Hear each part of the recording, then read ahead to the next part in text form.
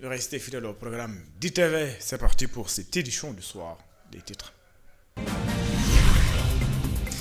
Atelier de partage sur le document de politique linguistique nationale. Mais avant cela, la fête de la Korité qui s'approche à grands pas, moins de 48 heures, au marché des HLM. Les commerçants attendent encore les clients. Pour ce qui est de la tendance, les tissus brodés sont les plus prisés par les femmes. Dans cette édition également, atelier de partage sur le document de politique linguistique nationale, une rencontre qui a réuni les acteurs de la communauté académique. L'objectif est donc mettre en œuvre les langues nationales dans le système éducatif pour faire des langues nationales un véritable levier de développement. Dans cette édition également, le sport, après la décision controversée de la Confédération africaine de football de déclarer le Maroc vainqueur de la Coupe d'Afrique des Nations. Réaction du côté des citoyens qui s'insurgent et s'indignent contre cette décision. Ces derniers estiment que les autorités doivent tout faire pour faire annuler cette décision. Voilà pour les titres. Le développement, c'est dans une poignée de secondes.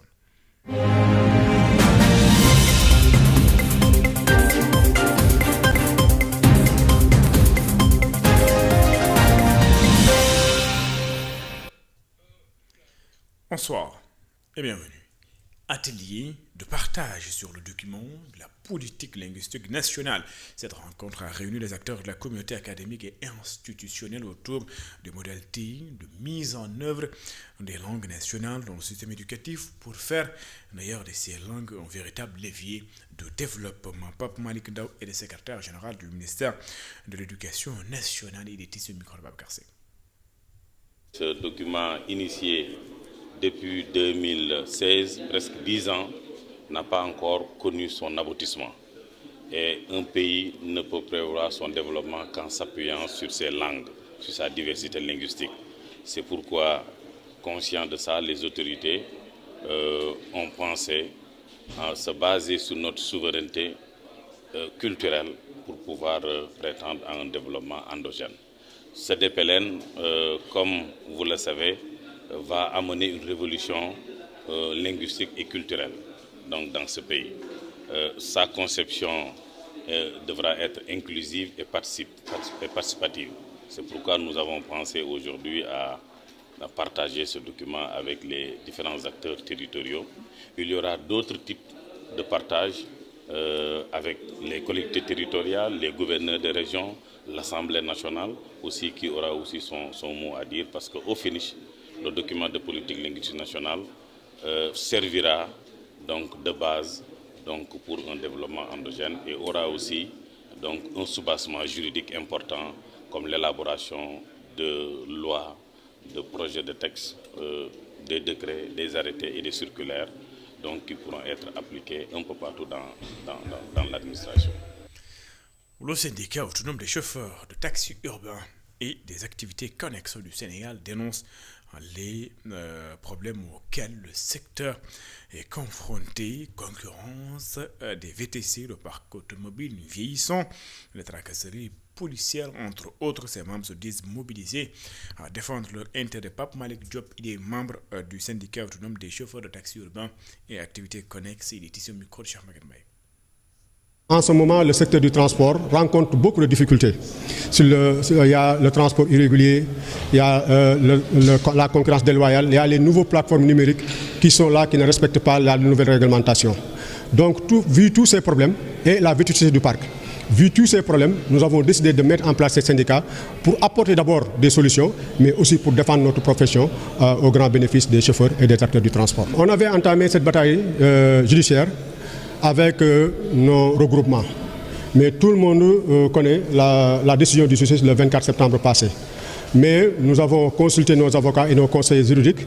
C'est pourquoi on a interjeté appel dans les jours à venir. On va aller à la cour d'appel pour qu'on essaie de rejuger cette procès. Parce que nous croyons et nous sommes fermes là-dessus que le transport, les professionnels du transport doivent faire le transport. Ceux qui ne respectent pas la réglementation ne doivent pas faire le transport. S'ils veulent intervenir sur le système de transport, ils n'ont qu'à respecter la réglementation. Les premières priorités, c'est d'abord de défendre les intérêts moraux des travailleurs, de professionnaliser le secteur du transport, d'essayer d'apporter nos solutions pour un renouvellement du parc et la réorganisation du secteur. Ce sont nos 4 piliers que nous comptons défendre pour mieux apporter nos contributions pour l'amélioration des conditions de vie des travailleurs qui sont les chauffeurs et les professionnels du transport. Lac Rose, la ville verte, prend forme avec l'ouverture de la route d'accès au site. 281 millions ont été injectés dans le projet. Les autorités locales se réjouissent de la livraison du sentier. La route va désenclaver près de 3 villages de la commune de Tivaouane-Peulh. Dans le cadre des travaux de la construction de la ville verte au Lac Rose, les promoteurs ont consenti un important investissement pour la mise en service de la route d'accès. L'investissement total pour cette piste d'accès est de 281 millions de francs CFA. Donc à terme, nous allons dépenser sur cette route dans le revêtement, dans l'éclairage public, dans le verdissement, en fait, l'arborisation de la route. Nous allons dépenser 773 millions de francs CFA à terme, donc dans les 2 à 3 prochaines années, pour revêtir cette route, l'embellir et puis l'éclairer. L'ouverture de cette route est un soulagement pour les populations et va permettre le désenclavement de plusieurs villages de Niague. Une piste qui nous permet, quand je dis nous, la population de la commune, d'accéder beaucoup plus rapidement à Dakar, sachant que des villages reculés bénéficient déjà de cet accès. Le groupe Orascom aurait pu dire que cette piste sera fermée durant la réalisation des travaux. Mais elle a déjà accepté que les populations puissent l'emprunter. Et j'ai eu des retours très favorables de mes administrés qui m'ont fait savoir qu'ils apprécient énormément la réalisation de cette piste. En même temps, la mise à disposition au profit des populations de celle-ci. Selon les autorités de la DGPU, la construction de la ville verte est la concrétisation du premier projet du pôle urbain du Lac Rose. Puis parlons de tout à fait d'autres choses. C'est pour parler bien sûr de cette 22e édition, 29e plutôt, édition des universités du Ramadan de Daïratul Moustarchidine Wal Moustarchidat qui s'est d'ailleurs terminé sur des notes de satisfaction, sentiment bien partagé par le comité d'organisation qui estime que les objectifs ont été atteints. Je vous propose de suivre les explications du coordonnateur du comité scientifique de l'université du Ramadan. Il s'appelle Cheikh Tidiane Sarr. Il est ici au micro d'Isidore Alexandre Séné de Sambafan. On vient de sortir de la 29e édition des universités du Ramadan autour du thème central, la Oumma à l'épreuve du monde contemporain, défis, fractures et recomposition. Ça a été une édition particulièrement réussie parce que le niveau du débat a été très très haut. On a eu des sommités intellectuels qui sont venus de partout pour traiter des thèmes d'actualité. Les conférenciers sont venus des foyers religieux du Sénégal, de Touba, de Tivaouane, de Medina Baye, de Ndiassane, de Djamal et d'autres foyers religieux. Il y a aussi d'éminents universitaires qui sont venus faire des cours, comme le professeur Souleymane Bachir Diagne, le professeur Mbaye Thiam, le professeur Bakary Samb et tant d'autres experts et intellectuels, à côté des oustaz et donc des enseignants du Daïratul Moustarchidine wal Moustarchidat. Le thème que nous avons eu cette année vient à son heure, parce qu'avant même la fin de l'université du Ramadan, une guerre a éclaté dans le monde, une guerre qui frappe la Oumma islamique de plein pied, c'est-à-dire la guerre des États-Unis et de l'Israël contre l'Iran. Cette guerre-là qui frappe beaucoup de pays musulmans, comme pour témoigner de la pertinence et de l'actualité du thème central que nous avons choisi. Et au sortir de cette université, nous avons vraiment une satisfaction parce que les objectifs qui étaient fixés par le comité scientifique ont été atteints pratiquement à plus de 90%. Donc on s'en félicite. On remercie le guide spirituel du Daïratul Moustarchidine wal Moustarchidat qui est l'inspirateur de ces universités du Ramadan. Chaque année, c'est sous son inspiration que nous choisissons le thème central, les sous-thèmes et les conférenciers. Cette année encore, l'Université du Ramadan a montré que c'est un rendez-vous culturel et intellectuel très important pour la Oumma islamique. Et on s'en félicite et on prie pour le guide spirituel Serigne Cheikh Mohamed El Moustapha Sy. Nous remercions également aussi capitaine Mame Cheikh Ahmed Tidiane Sy. Et puis, à moins de 20 à 48 heures de la fête de Korité, le marché HLM affiche un autre visage. Les commerçants estiment que la clientèle se fait rare, une situation inédite qui, selon eux, s'explique par la morosité économique. Pour ce qui est de la tendance, les tissus brodés dominent chez les femmes. C'est un reportage signé Elisabeth Grassi de Moussadia. Au marché HLM de Dakar, difficile pour les commerçants de dégager une tendance claire cette année. Ce vendeur a du mal à lire le comportement des clients. Franchement, je n'ai pas vu beaucoup de clients. Ils viennent un à un, acheter des robes ou des voiles, puis repartent aussitôt. Et puis ils n'ont pas de préférence particulière. Même constat chez cette vendeuse de tissus. Elle évoque une baisse notable de l'affluence. Les clients ne viennent pas. Le marché ne fonctionne pas bien. Il n'y a pas d'argent qui circule dans le pays. Les clients n'ont pas de modèle de préférence. Parfois, ils choisissent du brodé ou du tissu unisexe. Les tissus brodés sont les plus demandés chez ce vendeur qui note une différence par rapport aux années précédentes. Cette année, la tendance, ce sont les brodés unisexes. Il y en a à 6 000, à 8 000 et jusqu'à 10 000 francs. Mais la plupart des clients achètent des tissus à moins de 12 000 francs. Les commerçants du marché HLM restent dans l'expectative à quelques jours de la Korité, marquée par la prudence des consommateurs dans un contexte économique difficile. Elisabeth Grastine, atelier de renforcement des capacités destinées aux acteurs de la microfinance à l'initiative du Fonds d'impulsion de la microfinance et de la direction de la promotion de l'économie sociale et solidaire. Objectif, améliorer leur compréhension du cadre légal qui régit l'économie sociale et solidaire. Voici les explications d'Alun Johnny, le ministre de la microfinance, de l'économie sociale et solidaire. Il est ici au micro de Cher Magenbay. La microfinance doit être au service de l'économie sociale et solidaire et que l'économie sociale et solidaire soit une niche de création d'emplois massifs. L'objectif de cet atelier est de renforcer ainsi la compréhension et l'appropriation du cadre légal de l'économie sociale et solidaire par les acteurs de la microfinance. C'est le lieu de préciser que l'économie sociale et solidaire s'articule autour de 3 dimensions. La production solidaire, ou si vous voulez autrement, la production associative, la mutualisation et l'économie sociale ou environnementale. La combinaison de ces 3 dimensions qui sous-tendent le développement du sous-secteur prend en compte les aspects environnementaux, sociaux et économiques,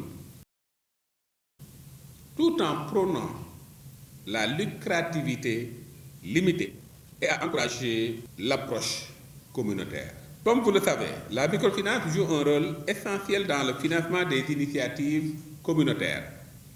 Pour que cette contribution soit pleinement effective, il est indispensable que les acteurs de la microfinance ainsi que les porteurs d'initiatives aient une meilleure connaissance des principes, des mécanismes et des obligations liées à l'économie sociale et solidaire. Visite du mouvement Sam Momel, donc aux personnes de la maison d'arrêt et des corrections de Kaolack. Sadi Bouba a voulu profiter de ce mois dédié aux femmes pour offrir à ces dernières donc une séance, une seconde chance et les accompagner pour qu'elles retrouvent une place dans la société. Cher Sadi Bouba, président du mouvement Sam Momel, est ici au micro de Sekou Diallo et d'Astoumé. Dans le cadre de cette célébration, on est venu ici apporter un soutien, des habits On est à la veille de la Korité. Le bon Dieu nous a demandé de faire de la charité, de faire de la générosité, de partager, à plus forte raison avec la gente féminine. Donc on est venu ici aujourd'hui faire un geste pour les femmes qui sont en prison. Et nous sommes venus les amener aujourd'hui par le biais du soutien de Djaraf Ndoye, Ibrahima Djaraf Ndoye, qui a créé la maison sociale des détenus du Sénégal. On est venu aujourd'hui soulager une partie des souffrances de ces femmes-là qui véritablement doivent être réinsérées au sein de la société. Le programme qui est prévu, c'est ce qu'on a commencé à Mbour, dans le cadre de l'autonomisation des femmes. Les femmes de Mbour sont accompagnées par Fat Dieng, qui est une sœur, et qui les forme gratuitement en matière de transformation des produits locaux. Il les forme à faire des jus de fruits avec des produits locaux, de l'eau de javel, du savon liquide et du savon dur, et beaucoup de produits locaux qui sont transformés et revendus dans le marché. Non seulement ça apporte véritablement de la santé, parce que c'est des produits locaux, mais aussi ça crée l'autonomisation. Les femmes. Après la décision de la Confédération africaine de football de déclarer le Maroc vainqueur de la Coupe d'Afrique des Nations, certains citoyens se disent déçus de l'instance dirigeante du football africain. Ces derniers estiment que l'État doit user de toutes les voies de recours pour remettre le Sénégal dans ses droits. Voyons tout cela dans ce reportage que nous propose Djibril Gabi Sakho et Cheikh Ahmed Diouf. La décision de la CAF de donner la victoire au Maroc pour la finale de la CAN 2026 a été un choc pour les citoyens. Ces derniers n'arrivent toujours pas à comprendre. Tout d'abord, je dis que c'est une honte pour l'Afrique. Tout a été planifié pour que la CAN reste au Maroc. Parce que bon, ils ont fait tout. Et je me dis que voilà, d'après l'organisation, ils ont bien fait, ils ont bien organisé. Et jusqu'à la fin, donc voilà, ils continuent à cotiser la coupe, afin voilà, pour que ça reste au Maroc. Et voilà, ils ont joué comme des hommes et ils ont gagné comme des hommes. Voilà, parce qu'il y a des gens qui ont été témoins, qui nous ont supportés, qui nous ont vraiment encouragés à continuer le match. Cet homme, lui, qualifie cette décision de honteuse, dénuée de tout fondement, qui va, selon lui, ternir l'image du football africain. Vraiment, c'est une décision honteuse pour le football africain. Je suis très déçu. Et la plupart, je peux dire même tous les Sénégalais, même le monde du football, est très déçu de cette décision. Vraiment, c'est honteux. Pas ternir l'image africaine, parce que cette décision-là, s'il y a maîtrise des textes, il n'aurait pas à faire cela. Le Sénégal doit se battre pour obtenir gain de cause aux yeux de ses supporters, parce que, dit-il, la CAF et le Maroc sont de mèche. Ben bien sûr, ça va tenir l'image du football africain. Alors, que vont-ils dire les Africains qui jouent à l'international? Donc voilà, c'est une honte pour eux. Dis-toi que voilà, c'est un continent voilà, qui se bat pour une simple coupe. Et c'est une honte. Tout ce qu'on peut dire, on n'a pas les mots. C'est juste une honte pour l'Afrique, c'est juste une honte pour les Marocains. Alors, donc voilà, vraiment, en tout cas, on est très déçus. Et le Maroc, on vous voit plus haut que ça. Mais vraiment, c'est honteux. Les Sénégalais rencontrés n'en reviennent pas. Après la décision de la CAF, ils sont tous unanimes. Cette décision de la CAF n'a aucun fondement.